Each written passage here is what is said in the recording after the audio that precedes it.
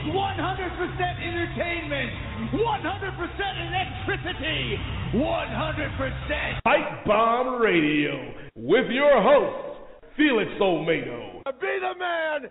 You gotta beat the man. Austin James. And that's the bottom line, because Stone Cold said so. And Nate Milton. Can you dig it, sucker? We are live for Pipebomb Radio, back at its regular scheduled time. I know Austin is loving that. I'm sure Nate's loving that. Austin is here already, and we're just waiting on Nate. In the meantime, what? Can you feel the air tonight? Oh my God, I was about to break out in that Elton John song from The Lion King. Oh God, please it's don't WrestleMania sing. We may scare people away. Trust me, they like my singing. They probably heard me. I mean, I didn't win America's Got Talent. I mean, where's that show with my good friend Simon Cowell? The Big Show, American Idol. Yeah, I didn't go through. I don't know why they didn't vote me through, but I mean, I still went to Hollywood, but I bought my own plane ticket. I don't know if that counts for anything. Well, we're going to move away from that for now and just talk about our main guest tonight, who coincidentally was a former guest. He came on in the fall. Well, actually, I believe it was around Christmas time of 2013, and we had a blast. And we're so excited to have him back. And coincidentally, he will be going into the Hall of Fame with his longtime tag team partner, Butch. So that being Bushwhacker Luke, and Butch will be at the Hall of Fame this weekend. And yes, I will be there. I will be bushwhacking and a whoa and a yay and all that good stuff. I'm sure you will be doing that this weekend. But I mean, if you look at the people that are going to be standing alongside Bushwhacker Luke in the Hall of Fame, guys like Randy Savage and Spirit, the Connor the Crusher. Who else? I had Kevin Nash, Diesel announced last night. Of course, you have I can't remember all of them. I know I'm missing a few, probably because it's a big Hall of Fame. Tatsumi Fujinami, New Japan Pro Wrestling great. Larry Zbyszko. Who else is there? Mitch, yeah, definitely Larry Zbyszko. Oh, Alundra Blaze. And that was really a big deal for me when seeing Alundra getting inducted. That's she's definitely one of those girls that I really knew what she was doing. In my opinion, I thought she was awesome. Mhm. Well, let's see who else did we forget. We haven't forgotten. So you got Fujinami, you got Alundra, got Bushwhacker, you got Savage, Diesel, who was just announced last night. Well, is he going in as Diesel or just Kevin Nash? Because they used Kevin Nash. He's going in as Diesel, and supposedly Shawn Michaels would not be inducting him. The guy that's going to be inducting him is actually Mick Foley, the hardcore legend.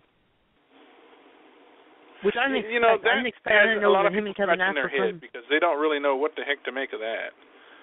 I understand. I love Mick Foley, but I don't know why. No, I love Mick Foley, but I mean Shawn Michaels really seemed like the right guy to do the induction for Kevin. You think so? I don't know. You know what though? Mick's an entertainer. Mick's an entertainer. He could put on a good induction for him. Most people would have expected it to be the Clique, as it has been for what it was for Razor last year and for Shawn a couple years ago. I get it. It's cool. I mean, it's different. Nobody expected it to be anybody but these guys, and now that it is, it's like, well, all right, let's see how it goes. But I would say we'd give it a couple more minutes, but I think he knew I was talking about him because, ladies and gentlemen, the one and only Nate Milton. What's going on, brothers? My ears were burning. Yeah, we were. Austin was going to start crying because he wanted to talk about all kinds of things that he knew that we wouldn't want to hear. So he wanted you to make sure you were here so you could hear all he had to say, and burn our ears. Hey, well, what are you going to do? But before we go ahead and call into Bushwhacker Luke, I'm going to give him a call here shortly. I just wanted to thank Nate for having me on his show earlier this week. Had a blast. Had a great time talking some good old-fashioned wrestling. And yeah, it was fun, man. It was fun. Yes, sir, it was. And I think, Austin, you got to hear the the interview yourself and hear Marcus refer to you as a Mark? You know what? I think honestly he was probably looking in the mirror at the time and saying that, you know, Marcus Vander, what's his last name again? Vander Iceberg or something? No, Glacier was a few weeks ago. No, but I'm talking about, you know, Marcus Vanderberg and Nate Milton. I mean, they said some great things about me. I mean, they complimented my rap skills. You know, they said I was the greatest person of all time to be on the radio, which is awesome. You know, I love compliments like that, and I like to, you know, I appreciate that, Nate. Thanks, Nate Milton. No, not a problem, Austin. I'm sure Marcos will hear the message as well. But without any further ado, guys, I think we're going to try to go ahead and give Mr. Bushwhacker Luke a call, so that way we're not keeping him up too late. So let me just pull up his number here. Give me just a moment, folks. And we'll get this show on the road. I noticed with the Blog Talk's got a whole new look now. It's kind of had me a little puzzled here because they keep changing this whole new look on this, and it's like, well, what are you going to do?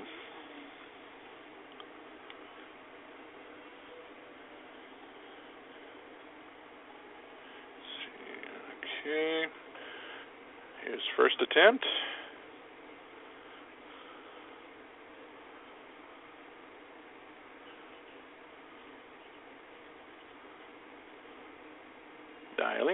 Dialing. Yeah, good day, mate. Hello, Bushwhacker Luke. This is Felix, Austin, and Nate with Pipebomb Radio. Sir, you are on the air with us. How are you? Good, mate, good. Are we already on the air? Yes, sir. We are officially on the air now with you, and we are just thrilled to have you back with us. Yeah, it's great to be back on Pipebomb, mate.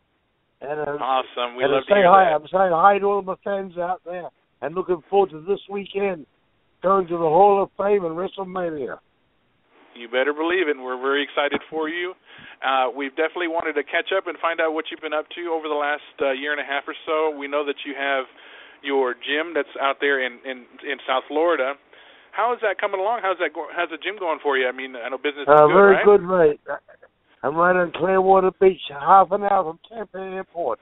And my gym is right above Hogan's Beach Shop. And, of course, Clearwater Beach was named Beach of the USA in 2013. So it's alive 24/7, 365 days a year. And at the moment, wow. Spring break is running wild down there. Absolutely. But that's not the point. It's great. It's great to be coming back over to the West Coast, mate. I'm looking forward to it. Oh, sure. Absolutely. I know the fans are definitely looking forward to it. Austin, I'm sorry. Did you have a question? Yeah, definitely. I was going to say, last time we talked to you, I don't think we had a chance to speak about this, but New Japan Pro Wrestling in 1987, how was that experience like? Because everybody has their experiences from New Japan. We had Harley Race on last week, who's actually really well known in Japan and around the world. How was your experience like wrestling in New Japan Pro Wrestling? I was good, great, mate. New Japan, that was Inoki, right? With Inoki, I believe so. Yeah, Antonio Inoki. Because over my years, I worked for 3 different companies there.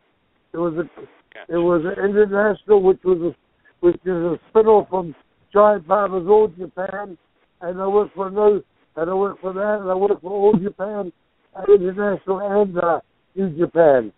And I'd say too, the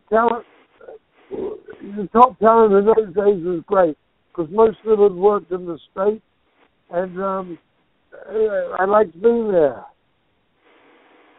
Nice. Now, Luke, I am so happy that you're going into the Hall of Fame this weekend, and, I'm a fan of tag team wrestling. I've always loved tag team wrestling, and you came up in an era that was the golden age, in my opinion. You had the Rock and Roll Express, the Midnight Express, the Fantastics, the Fabulous Ones, of course, the Bushwhackers. What was it like coming up in an era where, unlike today, I think, tag team wrestling was really, a forefront on the card? Yeah, I'm just going to go back before. You missed out some of the great teams we worked with, mate. The Punks, the Briscoes. Now, there you're talking about some of the the greatest teams. You know, that was the era before, the era you just talked about. We worked against Dusty and Black Jack Mulligan. You know, these were the late 70s and the early 80s. And then the teams you're talking about came along in the mid-80s. Oh, yeah. Yeah, and Rock and Roll Express were the great. We were actually doing a program with the Rock and Roll Express when I got the call from Vince to come up north. Oh, wow. We were the NWA in the Crockett Promotion, and we were doing a run with the Rock and Roll Express, and we got the call, and then next minute we were on the big stage. And that actually leads me to my question I wanted to ask. I know in the beginning part of your career, you and Butch were, well, definitely one of the most ruthless tag teams, definitely the most brutal and toughest and mean and nasty, and it just everybody just loved to hate you. And you came over to WWE and very child-friendly, licking and a whacking and a whoa and a yay and the, you know. And did you enjoy working as a heel more than as a good guy, or did it really matter to you? What was more of your preference? Oh, yeah, we enjoyed being the good guys too, but you know, our lives when we come over here, we were sort of known as hardcore before hardcore became a name brand. You know, we would carve out cage matches, star matches, glove on a pole matches, stay chain matches. You know, we came up with a lot of different boot camp matches, a lot of different gimmick matches, and those days in the South, the people loved they not to come to see those matches, they would love to see us get our ass kicked. And then turning over, people used to say to me when we became the bookmakers, how could you say in such wild characters to that? And that was easy answer. The money. We went from being a wrestler to being a celebrity. You know, Vince made us into celebrities.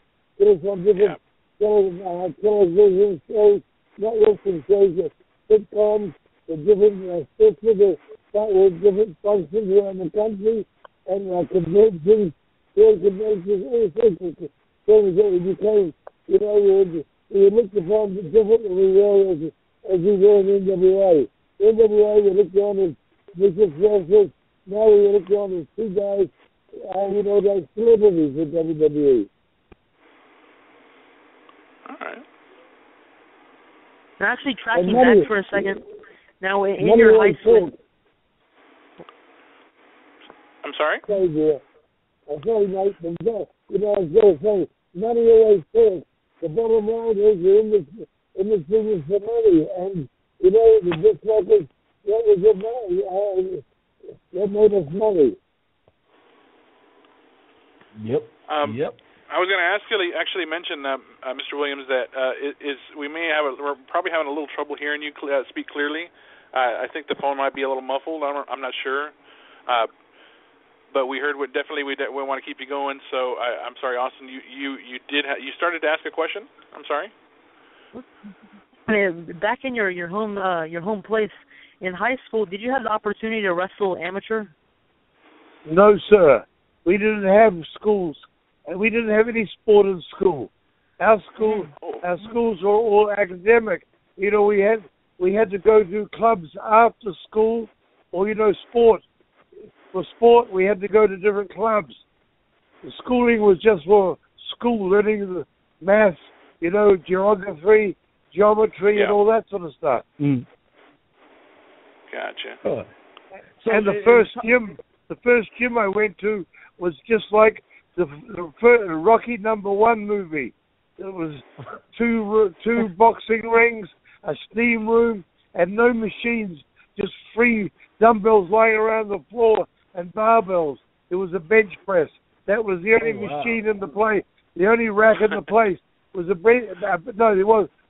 was a squat rack and a bench press.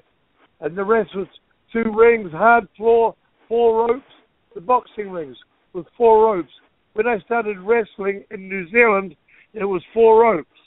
And that, you know, I'll go back in time. I started in 1962. And been going strong ever since. Yep, and that and early guys in my career for me and Butch were names like Killer Kowalski, Gene Ferry.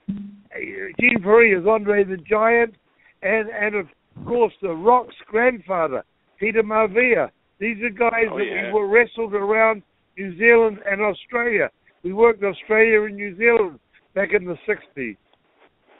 We didn't come to North America till 1972. Oh wow! Well, Luke, you talk about New Zealand, you talk about Australia. You know, obviously fans here in North America really got into the Bushwhackers. But how big was the response back home? You know, were you guys even bigger stars back home?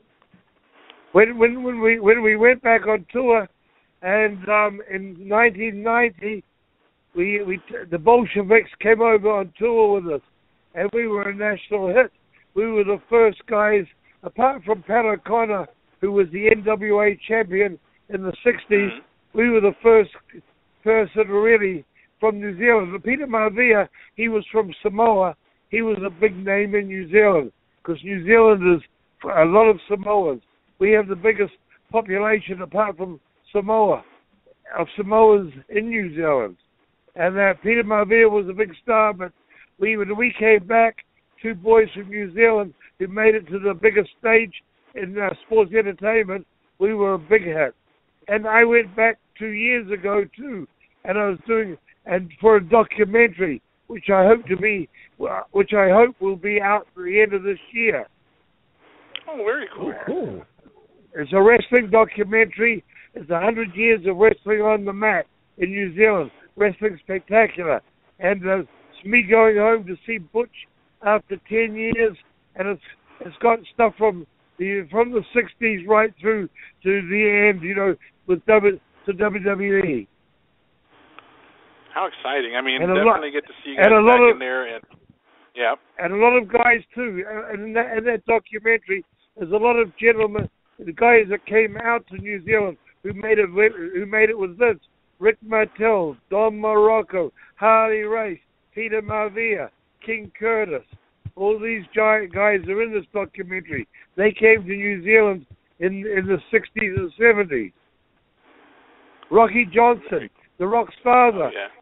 Butch and me wrestled him. Butch and me wrestled him in many countries. And at this point too, you and Butch were. Did you? I mean, looking back on your WWE career in the late '80s, early '90s, did they ever have plans for you guys to hold the tag team gold, or was it more of just an attraction for the kids? But would you say? Well, we started a run with Tully Blanchard and Arn Anderson when they were the Brainbusters. They were the champions, and on a television taping, I cracked a couple of vertebrae in my neck, and I was out for 10 weeks. That was just a hairline fracture, and I was out for 10 weeks, and that ended that run. You know, that was the second week. The second week in that run, and we're doing television taping in one. I don't know what arena in the country, but something happened, and I was out, and that sort of put a damper on that situation. Okay. 1974, I believe. You guys were actually working for Stu Hart at Stampede Wrestling under the tag team named the Kiwis, where I believe you actually won two tag team titles there. How was that experience like wrestling for Stu Hart? Well, hey, it was different. I can tell you a little story, right? A short story. We were working in Montreal for a Grand Prix. That was Grand Prix. Andre had just come in there in 71. We came in there in 72, and that was a big promotion. I ran 3 towns a night. They said to us after a year and a half, 2 years, we'd like to bring you back later, but we'll ship you out for a while and then bring you back, and we're shipping you to a company called Stampede, owned by Stu Hart. We didn't know who Stu Hart was. We never heard of Stampede. first night we were working in the pavilion. The pavilion is in the fairgrounds. There's the corral, which is now the Saddle Dome, and the pavilion. We were the first night we were against the tag champions, and we got disqualified. And it was that Friday night was always taped, and they would show it Saturday morning, and that. So we worked against we're working against the tag champions. We get disqualified. We're kicking the SHIT out of them, and next minute 4 kids were thrown into the ring. 2 of them were bleeding, and the guy yelled out to the guy outside the ring throwing them in, yelled out, "Beat him up, champ." And that guy was Abdullah the Butcher, a friend of ours, as he'd been in New Zealand, and we'd met him, we'd been in territories with him before. This is in 1974, so we'd been with Abby earlier on in our career, and he said, beat these up. So we put the boot to them, and we left the ring, and there's the 2 champions and the 4 kids laying there, and when we hit the dressing room, Stu was there, and he says, "What the hell are you doing?" And we said, "What?" We said, "Abby threw these kids in and told us to kick the hell out of them." Then he told us that they were his kids. Then we found out that he had 8 boys and 4 girls. That was when we found out about that. And to top that story off, that weekend was a double header. He did double headers 3 or 4 times a year. He'd run Friday night in the pavilion. The TV would be showing on Saturday. Sunday we'd come back in the corral, now the Saddle Dome, and we worked there. That was the first territory that we had superheat within 3 days. Wow. You're talking about the kids, Luke, and one of my that was Owen. Owen was one of, I don't know whether Brett, because when we came back in '79, we actually worked with, we teamed up with Dynamite Kid. Davey Boy hadn't arrived yet, and we did 6-man tags, and we worked against Brett. Owen hadn't started, so Owen was one of those kids in the ring at that time. There was only 2 of the Hart boys, Bruce and his brother Keith were wrestling, and I think anyhow to top that all, when we come in '79, we actually worked against Stu in 6-man tags in Edmonton and in Calgary. Wow, that is amazing. So you got to see all the different generations. Yeah, we got some of those. You don't know, Stu had a shot. He had an elbow. He'd shoot the fist at you, and it'd go down the knee, and it would rip your ear off. Everybody called it a slider. We got to feel Stu Hart's sliders. Well, Luke, you talk about how the Bushwhackers were fan favorites, especially with the kids. Well, one of my favorite memories of you guys, and one of my good friends, Kimmy, she's a big fan of yours as well, so she wanted to give you a shout out. But when you guys appeared on Family Matters and you wrestled Carl and Steve Urkel, what was being on Family Matters like? Mate, they were great guys, mate. Funny part is, they were real wrestling fans. Okay. The tallest one, was always Carl's son, the tall one, in the I forget his name in the show. Eddie. He was always in the ring. When we were taping, he was in the ring wanting to do different stuff, and they were real fans. And Steve Urkel, I forget his real name. They were great. Yeah, him and Carl, they were great guys. We thoroughly enjoyed doing that show. And actually getting to do a lot of work. I know, I have to say, and I think you might agree with me on this too, Luke, is that there was really nobody better than Mean Gene Okerlund during those years in the 80s, conducting all those interviews and putting you guys in all these different environments. I mean, no offense to Sean Mooney. Sean was great, but nobody could do what Mean Gene was able to do. Mean Gene is a great man on the stick.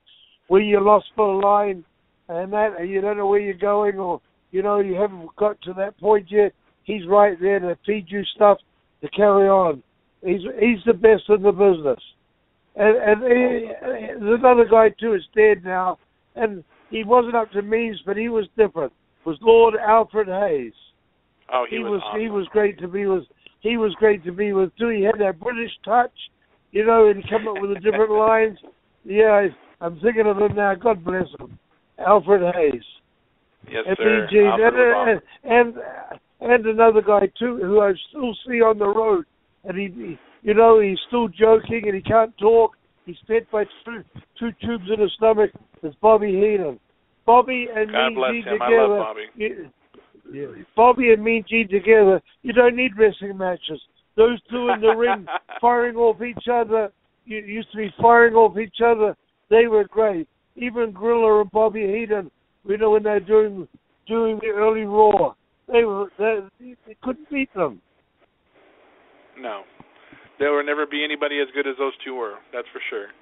No, that's for sure. Yeah, Bobby. And I still see Bobby.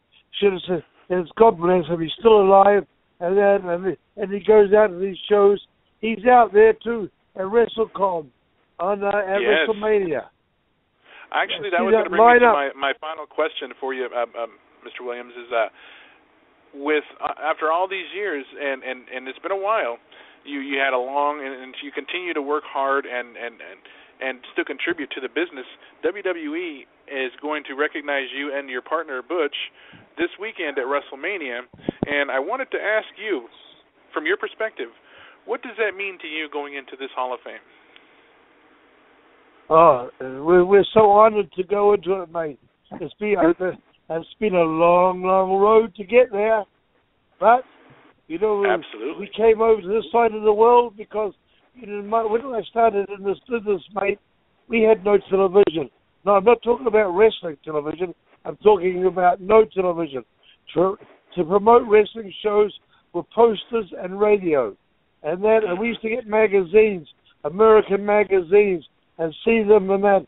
And then the first American promoter I ever worked for was Jim Barnett in Australia. Jim Barnett was well renowned as one of the top promoters in the 70s and 80s in the States. He was running in the 60s in the States too. He was in Vince's office, and he was the one that got Ted Turner to put wrestling up in the sky. You know, when they first had wrestling on the satellite, when it was WTBS in the 70s, that was Jim Barnett that got Ted Turner to do that. Well, you know, we realized that America was the only place after looking at all the magazines, so we had to come over here, and then we wrestled for all the companies. Well, when we came here, there was 25 promotions in North America. But then when Vince Jr. took over after his dad, you know, the WWE swallowed all the top talent up, and that was the biggest platform in sports entertainment. And this weekend, we're honored to be two guys from down under who dug down and fought their way, but ended up on the big stage. Yeah. And we're proud will you guys actually be at Access as well, signing autographs? No. Butch gets in there tomorrow. I don't get in there till Friday. But well, I guess I'll be there. I'll be there on Saturday and Sunday. I'll be working there for them on Saturday and Sunday. Awesome. I look forward to seeing you guys. I'm definitely going to be out there this weekend in San Jose, and I look forward to checking you out, checking Lanny out for his brother Randy, and just an incredible class of Hall of Famers this year. Yeah, we've got another brother from another mother too. We've got the South Pacific connection. We've got Junior Fatu Yurikishi. Don't forget New Zealand is an island in the most furthest south in the South Pacific, and the Samoa is one of the islands down there. And he is from, you know, his family is originally from Africa, originally from Samoa. Absolutely. And then you get to really enjoy and relax and watch WrestleMania 31. I'm sure you're looking forward to that as well. Yes, I'll be really looking forward to it. That is so all you great. fans out on the West Coast, hope to see you or hear from you while I'm out there in Mania Land. Oh, most definitely. It's going to be an awesome day. We couldn't be more happier for you, Mr. Williams. And on behalf of my team here, Austin and Nate, we thank you for taking time. I know it is getting late over there where you're at, so I'm going to let you go ahead and go and get some rest. I will see you in San Jose. Congratulations once again to you and your partner. And thanks for having me on Pipebomb. Remember, the Bushwhackers love you guys. See you there. Awesome. Whoa. All righty. Yay! Yes. Much respect. And there you have it, folks. WWE Hall of Famer, Bushwhacker Luke, and going to be joined by his longtime partner this weekend. I can just imagine how elated, how excited they must be to get to go back out there and bushwhack their way back into our hearts again. And, you know, I got to say, people, I've read a lot of the comments in regards to whether or not they deserve it. And, you know what, you can't just look at their WWE career. I know that's a lot of their focus will be on that. But, I mean, these guys came in, and they were some of the most brutal, most mean, nasty tag teams, like the sheep herders, like the Kiwis. They paved the way for tag team wrestling.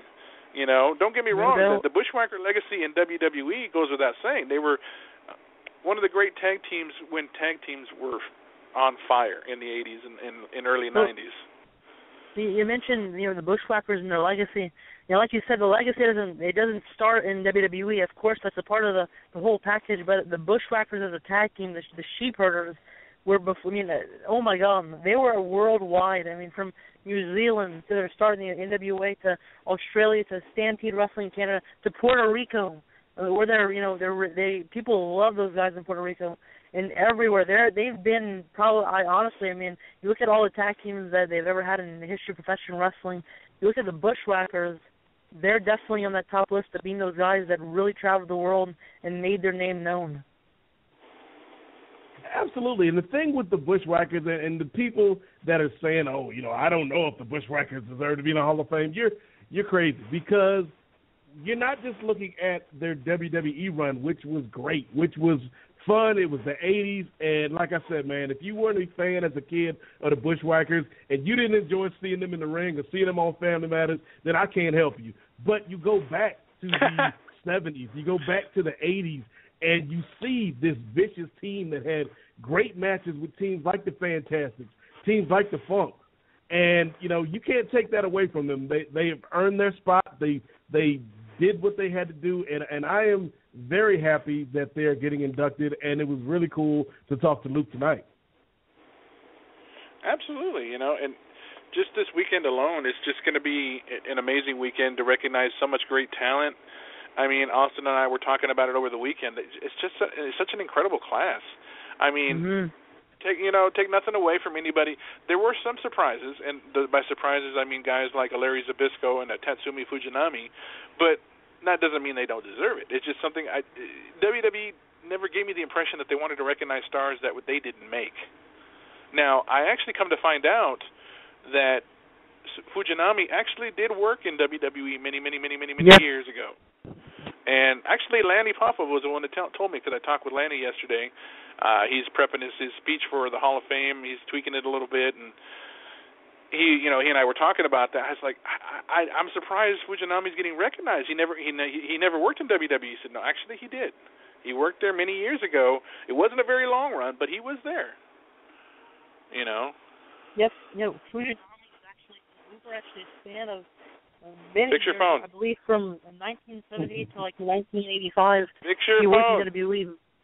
Yeah, I was saying from like 1978 to 19, I believe 85. He was working at WWE, over a span of time. He was still with New Japan at the time, but still working there. Like Lanny Poffo said, it was a brief run that it was kind of like a spotty type of run, but his legacy, without a doubt, was made in New Japan Pro Wrestling. That's where he spent the majority of his time and his career there. And wrestling guys that I will not even begin to name the list of guys he's wrestled, but if you think of the legends that come out of Japan and that have really made their name known in Japan, he's wrestled them probably many times over. Great guy. I am very pleased that Fujinami is getting the honor, because let's be real with it. Let's be truthful with it. The WWE has not always been the place that gives the best representation of our Asian brothers and sisters.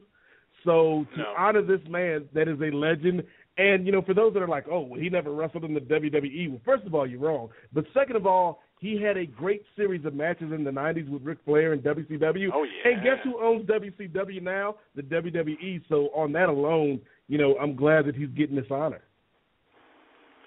And just looking at the likes, it amazed me, because if you would have told me this 20 years ago, that whether you knew her as Deborah Michelli, whether you knew her as Medusa, or you knew her as Alundra Blaze, that she would be in the Hall of Fame. Not saying her talent alone couldn't get her there, but the fact that she created such controversy in the height of the legendary Monday Night Wars, that she'd go into the Hall of Fame, because they know the WWE were extremely, they felt disrespected by her stunt.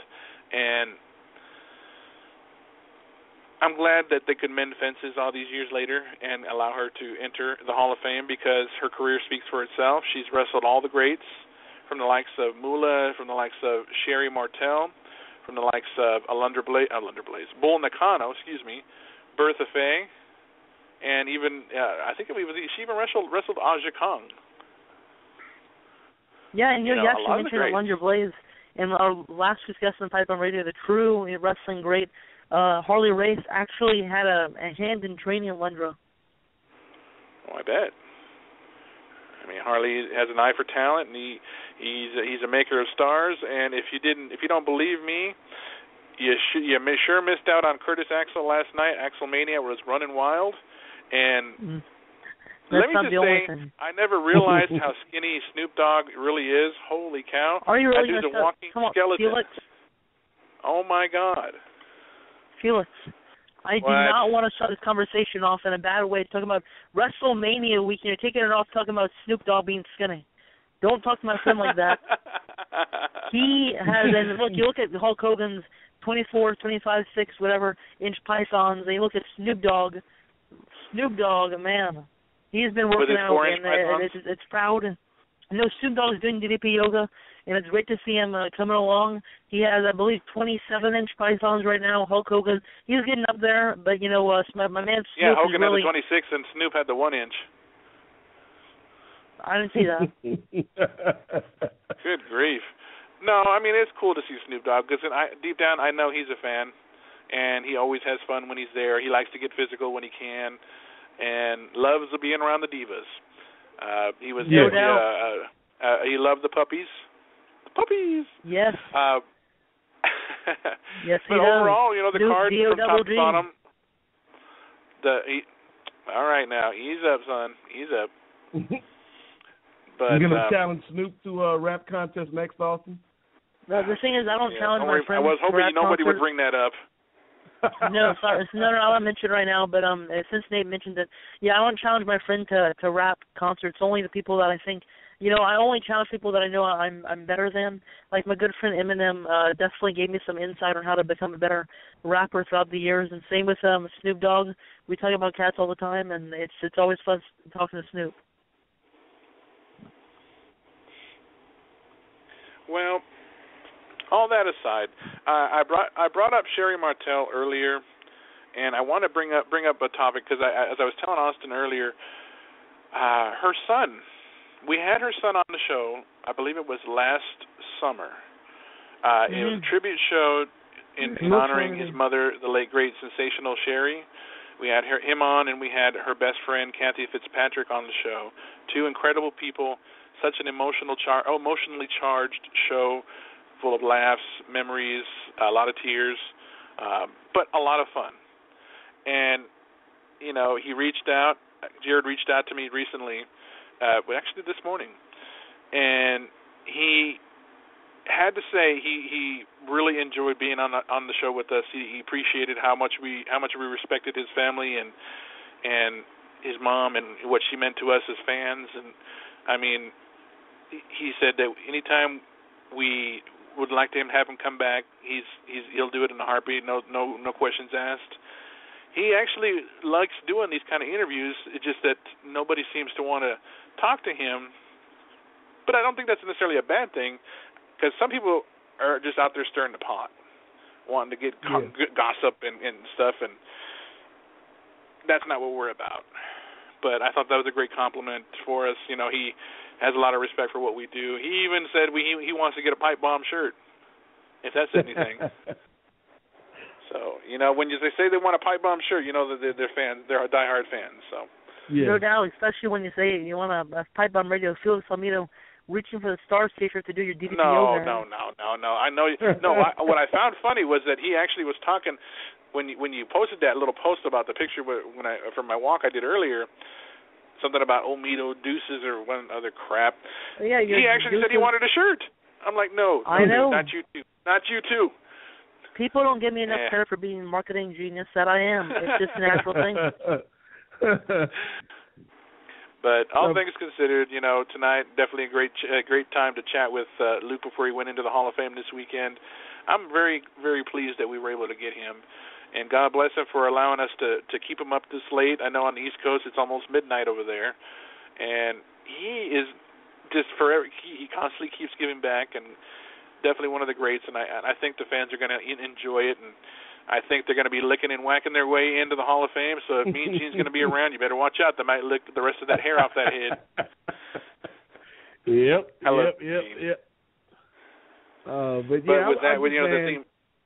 Go ahead, man. I was just gonna say, Felix, like not only talking about Bushwhacker Luke, but also in response to what Sherry Martell's son had to say. Like that's one of the reasons I like doing the show, and it's not to pat me or you or Austin on the back, but so many shows nowadays, the only time they really want to seem to talk to legends or some of the greats of the past is, like you said, to stir stuff up, to dig up controversy so they can blow their name up. And that's what I like about the show. That's not what we're about, man. We're genuine fans, and, we love having conversations with people. I could have talked to Bushwhacker Luke about that Family Matters episode alone for at least 20 minutes, man. So, I really enjoy the show, and definitely, man, I think Sherry Martell is one of the greatest managers of all time. And not just that, but one of the greatest female wrestlers of all time. So anytime you can shout her out, I think that's a good thing. Oh, sure. Yeah, absolutely. It was a lot of fun to do the show. I wish we would have done it sooner, but I'm glad we did it when we were able to do it. And, Jared definitely has a lot of appreciation, and so does Kathy for the work we did. And you can't ask for a better compliment than that. With that being said, we're going to transition over to our WrestleMania discussion. And another topic that was going to be brought up would be our WrestleMania giveaway. We've been talking about it for weeks. You get a chance to win a copy of Shawn Michaels' newest book. Austin's read it. He says it's a must-read. You heard it here first. Our own book critic himself says it's a must-read, so it's got to be something good. No doubt Did I about just give Austin a compliment? Oh, my God. What the heck's wrong with me? I know. It's not the first time. Won't be the last. But, Shawn Michaels Wrestling for My Life, definitely a book that and when I say must read, especially, I don't know, you couldn't talk about religion and everything, but, besides the fact, that is the base of the book, but, when you're reading it, he goes in a lot of detail in terms of just things that you would never expect to know about Shawn Michaels' life behind the scenes. He's a very different guy than makes him out to be. Especially in wrestling, it's two different worlds from the outside and in. But you can actually call in right now 1-347-202-0399, and we'll ask you a couple questions. If you get them right, 3 in a row, and we don't know what we're going to ask. It's totally random. I'll just pull out something from whatever, from a midget wrestling, I don't know. And, if you get them 3 answers, the 3 questions we asked right, 3 in a row, you win the book. But if you get 1 wrong, guess what? You're out of here. I'm happy with that. Well, that makes sense. And for those who are listening, I know we have listeners, so those who are listening, you definitely want to call in. We're not going to give you easy questions, so don't expect anything easy. Between the 3 of us, we've got at least, I'm going to say a good 60-plus years of wrestling knowledge. Not saying we're the greatest, but we're saying we've been watching it the longest. Between Nate and myself, we watched a good 30 years, each, 20 years each. And then, of course, Austin's been watching since he was in diapers, so that was a good maybe 10 years ago. I'm kidding. It was about maybe 17 years ago. But yeah, we definitely, we invite you to call in. It's worth it. You get the new book, No Questions Asked. We'll work out the details of mailing it out to you. So call in 347-202-0399. In the meantime, let's talk about the card for WrestleMania this coming Sunday night. And what are you guys' thoughts on the final build for Monday Night Raw? Some say yay, some say blech. What are your thoughts? Don't all go at once now. I was going to give the floor to MC Austin, but since I think he's still in shock from seeing that man called Sting last night, I'll go ahead and give my opinion. I think that it's been, this road to WrestleMania has been a bit rocky. There's been some potholes. But overall, I think last night's show was a good show. It was a good go-home show. I think that I'm excited to see what happens on Sunday night. I think that the ladder match for the IC title is going to be great. Brock and Roman should be very interesting now that, some of the doubt and some of the concern about that heading into it is gone now.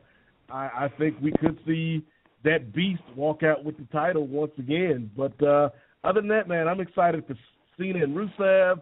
I'm excited to see what Sting does against Austin's boy Triple H. So, even though the build hasn't been the best, I think once they go live on Sunday, it's going to be WrestleMania and we're going to watch it. No doubt about it. WrestleMania 31 live in the Levi Stadium. And what better way to kick it off with Seth Rollins versus Randy Orton. Not sure if they're kicking it off, but I heard some insight from my good friend and mentor, Seth Rollins, earlier this morning when I was eating some cereal. And Seth was telling me that he's going to go in, his head held high, ready for Randy Orton, and I wouldn't doubt him. I mean, Randy Orton's a tough competitor, obviously. He's a Viper. But, Seth Rollins has that curb stomp, and guess what I do with snakes when I see him in my garden? I do what Seth Rollins taught me to do. I hit him with a curb stomp, and they usually die, and that's the same case for Randy Orton. Now, you talk about Sting and Triple H. Like I said for the past weeks, Triple H is he thinks he's a magician. He appears out of nowhere. Well, guess what? Triple H is a sledgehammer. And that sledgehammer, he was about to step in the ring last night on Raw with it to attack Sting and basically but he put a wimped dent in out, his stomach. So, I'll get to the point. He wimped out. I didn't see that. I know he you're was talking going to about, let his wife fight Felix. his battles for him because, in all honesty, if Stephanie had a match with Sting, my money would be on Stephanie. Wait, what do you say? If Stephanie, actually the way it looked right now, if Stephanie had a match with Sting, my money would be on Stephanie. That's great to hear. Oh my God. You know what? Only because it seems that she's got more balls than her husband does. Did I just say that? Yes, I did. Seriously? You disrespect are you going to disrespect the daughter of the owner of WWE right now? Oh my God. Are you kidding? That's insane. She's got more balls than most men that I've seen walking down the street. That woman's tough. I'm giving her a damn compliment. Well, you know what? Your compliment doesn't mean anything to me because you're saying that Triple H is, and I'm not saying that Triple H is greater than Stephanie. I mean, both of them I think are on an equal platform because they're the biggest things going in WWE history. It's probably bigger than Bruno Sammartino and everybody else combined. It was Triple H and Stephanie McMahon. The authority as a whole is going strong into WrestleMania. I mean, we all had you fooled last week on Raw. And we're going to have you WrestleMania. You guys are not going to know what to expect. Like I say, expect the unexpected. Who did they fool? Because in the end, who was running, screaming for the hills at the end of the night? Yep, it wasn't Sting and Randy Orton. Well, Felix, you have to keep in mind that my cable actually, my cable went out. I don't know, I guess it's the weather outside. Louisiana is a weird place, and it's just, I don't know what you're talking about. Of course not, because you only see what you want to see, right? Right.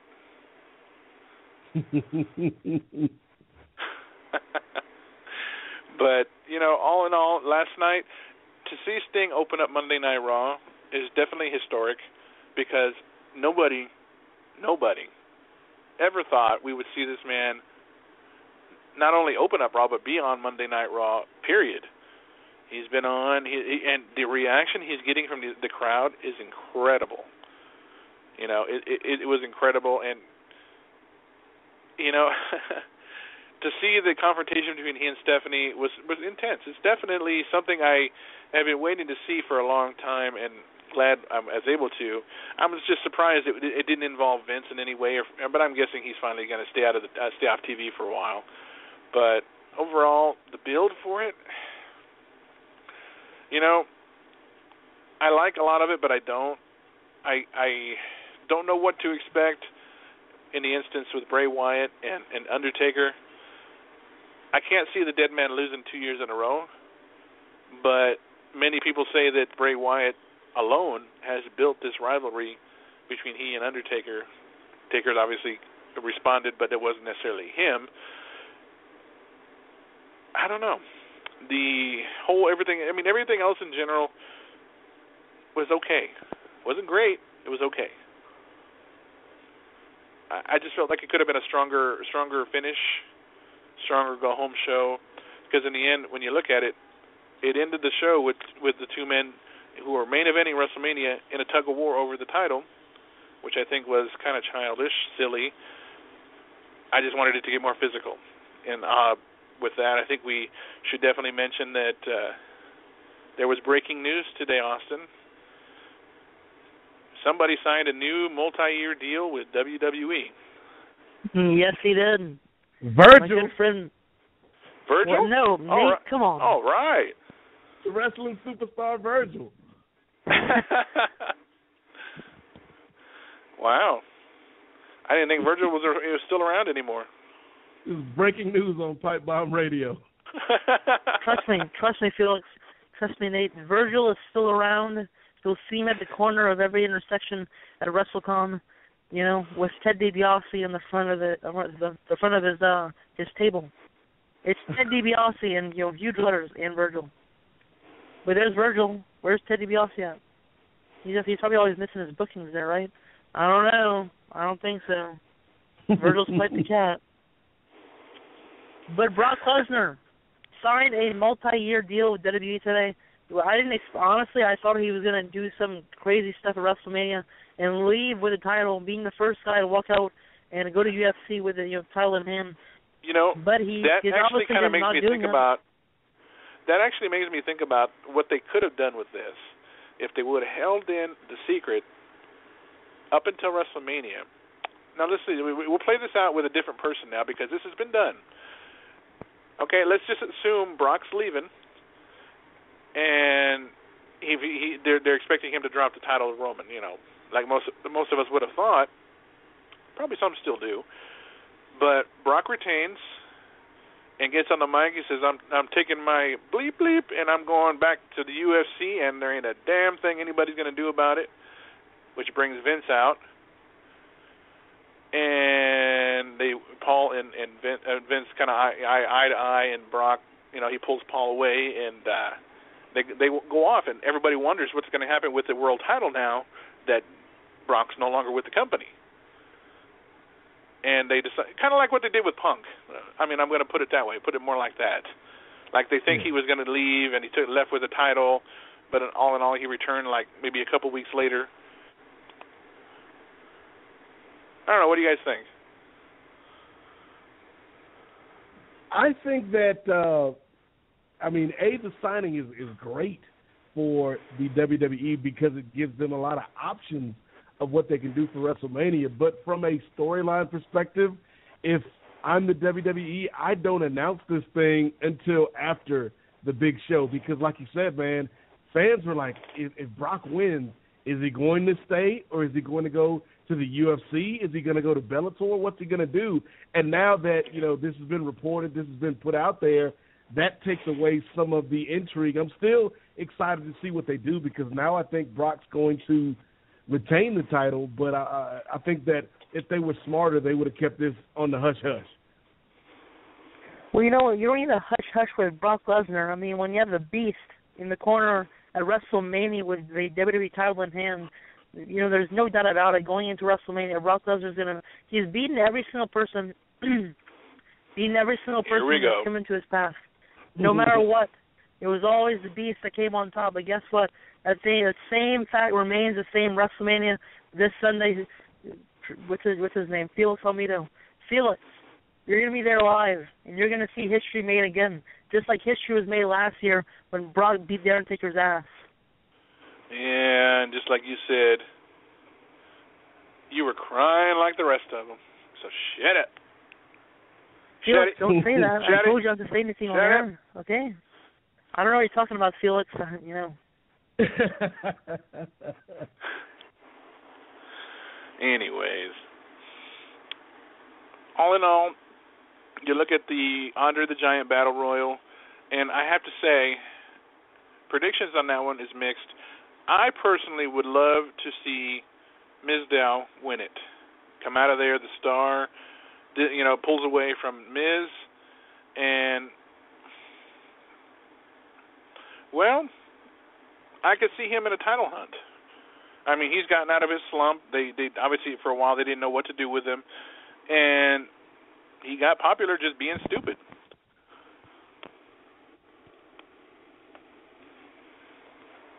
Yeah, I mean, Mizdow is much like, to a lesser extent, the deal that we saw with Curtis Axel, where he was actually starting to get fans behind him during this whole Axelmania thing that got crushed last night by the D.O. Double Jizzle. I think that I think Mizdow is great in this character, and I think that I hope, my prediction for the Andre the Giant Battle Royal was that Mizdow was going to eliminate the Miz, and that would kick off their feud because that piece that they did on Raw with Kevin Hart and Will Ferrell was really funny.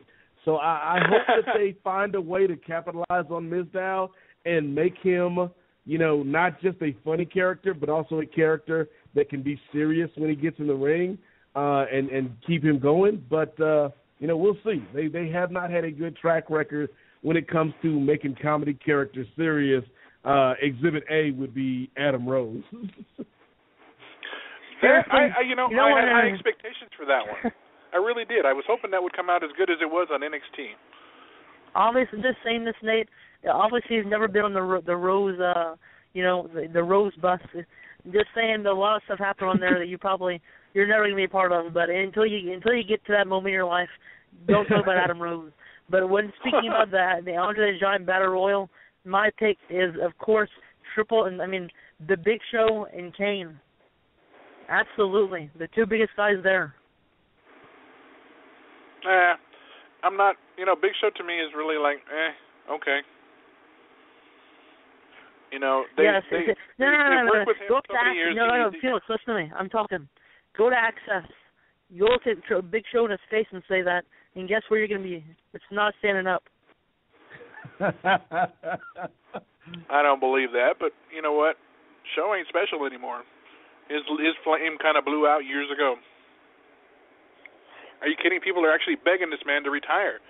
They have him in the most ridiculous scenarios, storylines. He's flip-flopping back and forth. His allure as a giant is gone. No, it isn't. Are you kidding me? Done. He's you know what? He's a giant, and that's about all they're going to say about him. He's like, oh, he's a giant? Okay. And I'm not trying to be rude to Show, but, at the same time, when the allure is gone, what are you still doing there? What do you need a lure for? When you have a giant fist, that's all you need in life. And Big Show definitely has one. It's bigger than you, Nate, and even me combined. That may be true, but the problem is they've taken a giant and they've shrunk him. They made him small because this is a guy that should be a special attraction, almost like The Undertaker. Like, when the Big Show comes out and you hear that music, you should be like, oh, man, something is about to go down with the world's largest athlete. But no, what have we seen in the last couple of years? We've seen a giant that cries. We've seen a giant that lets a 5-foot woman boss him around. We've seen a giant that is not a giant. We've seen a giant that is acting smaller than El Torito. So, no, man, I love the Big Show when he first came out. But the Big Show character right now is not working, him or Kane. No. And I wouldn't mind seeing Big Show disappear for a little while and maybe come back with a fresh coat of paint. You're crazy, Nate, and I've said that on more than one occasion. But the Big Show, you say he's not a giant and all this stuff. You know what he is? He's a real man because he never slapped any woman. He never talked down to him. Well, technically, but I mean, I'm talking about he punched out a Hall the of Big Famer. Show as a person. He is a man, and he's a man that nobody else is going to be like. Paul is a great guy, and until you get to know him, you don't have any room to say it. And when you do get to know him, Felix, this Saturday or Sunday at Access, ask him for autographs. Tell him what you just told me. Have a nice day. That's all I'm going to say for that. Did you just call him Have Paul? a nice day. Really? Wow. He thinks he's got it in like that, Nate. Wow. I love Austin, and you know he's our little brother here on Pipebomb. But you know sometimes, you know, Felix, you're a grown man. You had a reality check. I'm a grown man. I had a reality check. So Austin, as much as we love him, he's gonna get a reality check on Sunday when the vigilante, when the icon shuts down Triple H and the Authority. And don't worry, Austin, we'll be here. Your big brothers will be here to pick you up when you feel down. And to laugh I can't in your wait face until and give you a WrestleMania. handkerchief so you can cry.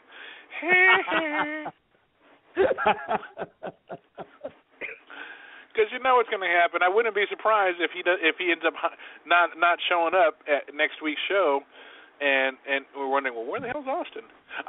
We know why. Authority went down in a blaze of glory, and you know he's mourning their loss now. Listen, I know a lot of stuff that's going to happen at WrestleMania that you guys don't, and it's the benefit of being, you know, under the sheer force and authority of the Authority. I mean, it's simple as that. I can't say anything more. You talk about seeing Triple H, and Nate talks about, the build-up for blah, blah, blah. Why do you have to build something up when you know Triple H is going to take him down?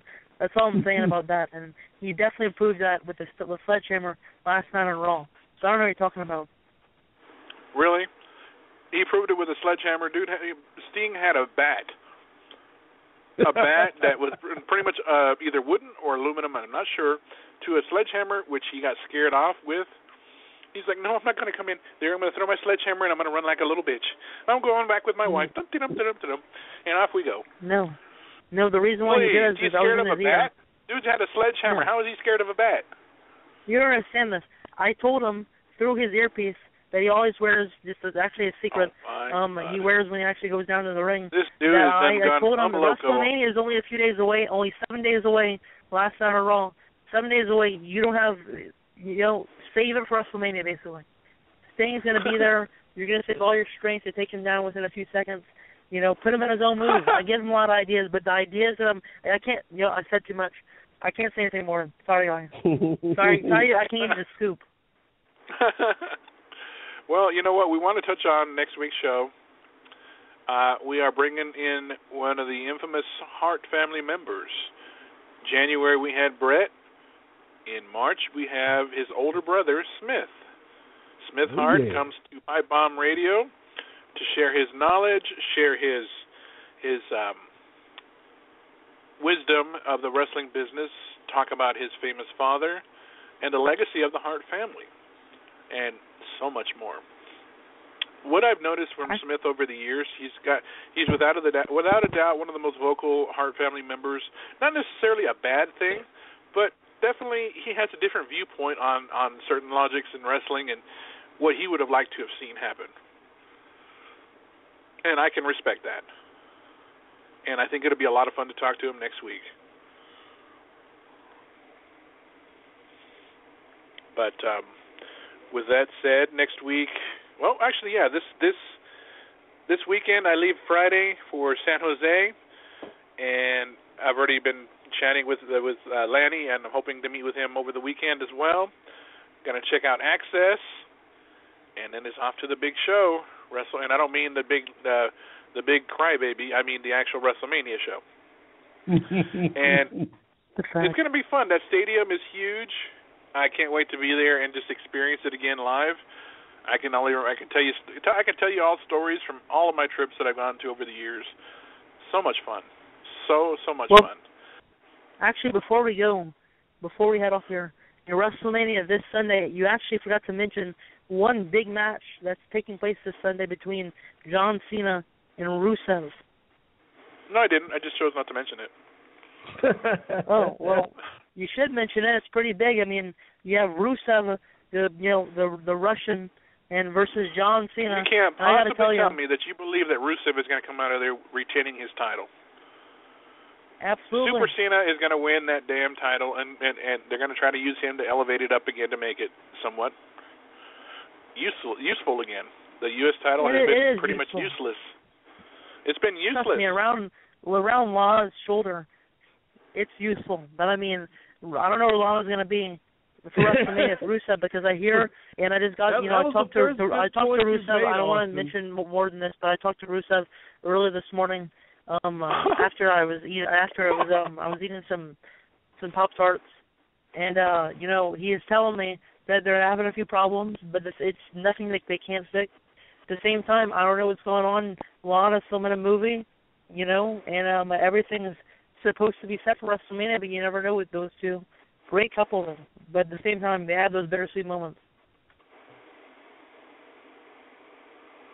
That was the first and only good point I think Brother Austin has made all night, that, yes, the U.S. title and pretty much anything is made better with Lana. But I do think it's going to be interesting, Felix, because we could come out of WrestleMania with John Cena as your U.S. champ and Daniel Bryan as your IC champ. And I think that's really great in terms of bringing prestige back to these belts that really haven't meant a whole lot for the last couple of years.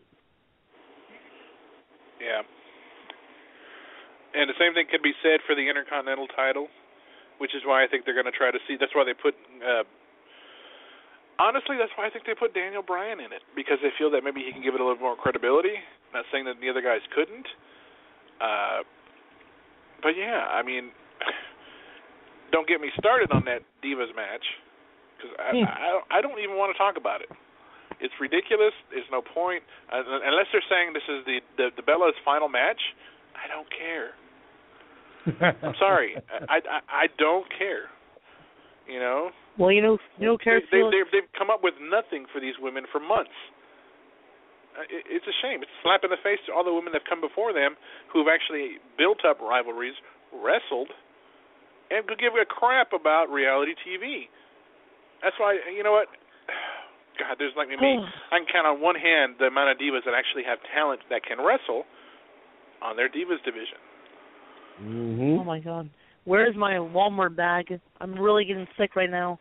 Just by you saying that, I don't know, because we look at, Fabulous Moolah, Lita, Trish Stratus, Jazz. Do they still wrestle now? Victoria? No, they don't. Thank you very much. And the Bellas are not in that category whatsoever. No chance at all.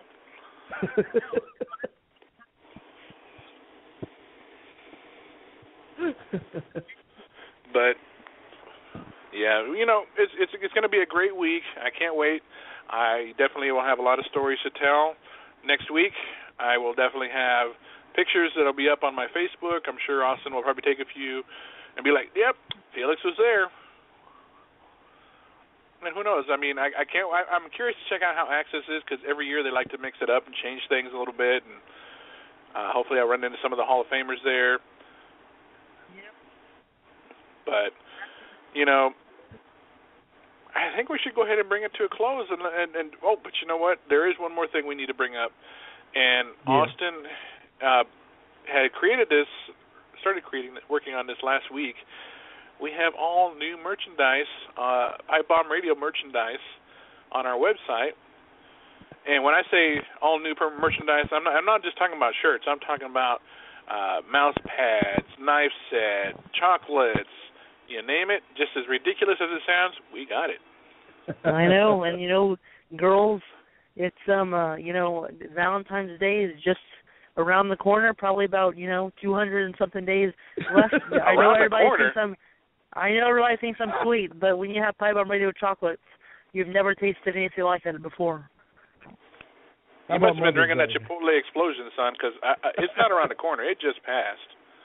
Oh, my God. Chipotle Explosion, another thing at Pipe Bomb Radio that is sweet, sour, everything. I don't know. I never tasted Chipotle before. But Chipotle Explosion, it's probably the greatest thing of all time, the greatest sauce. I heard JR says it's probably better than him, and I agree with him.